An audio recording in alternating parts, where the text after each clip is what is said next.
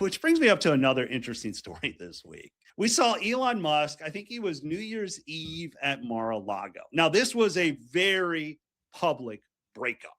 I don't know if this is Ross or Rachel, but I guess my question for you, Matt, is does it matter that they're back together again? What do you make of the sudden reemergence of Elon Musk? I think the answer to the question depends on the backstory here. And as you alluded to, this started with the blossoming of the bromance in Elon Musk's support for Donald Trump and the Republican Party writ large in the 2024 campaign, where he was one of the largest, if not the largest, donors to the party, hundreds of millions of dollars to a pro-Trump super PAC and other Republican campaigns, which led Trump to appoint Musk to head Doge, which led to Musk trying to beat it out of town and on the way out calling the one big beautiful bill a disgusting abomination.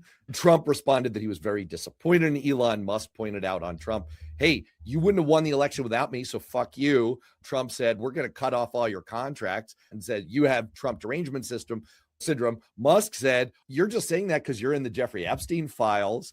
And then Musk said, I'm going to form a new party. And then Trump said, you've lost your mind. You've lost your mind.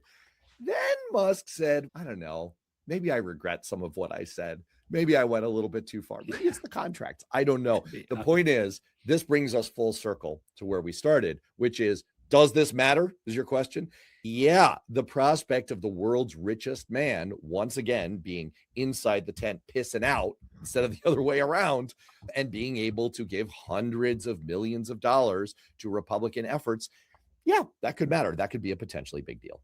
I agree. As a Republican, I think we'd much rather have him on our side than against us. And so the fact that he maybe is back in the fold, it raises a whole bunch of ethical questions. Let's not dance around that one. But from a pure strategy standpoint, I'd rather have his money helping me out than against me. I've run enough elections. I know enough times that you stare down millions of dollars, sometimes just hard to win. So if nothing else, he was going to be a spoiler in an election year that I think we are already going to lose, as I predicted, 50 seats last week. Maybe that only makes it 40, but it makes the path a little bit easier if we can ever get our head out of our ass.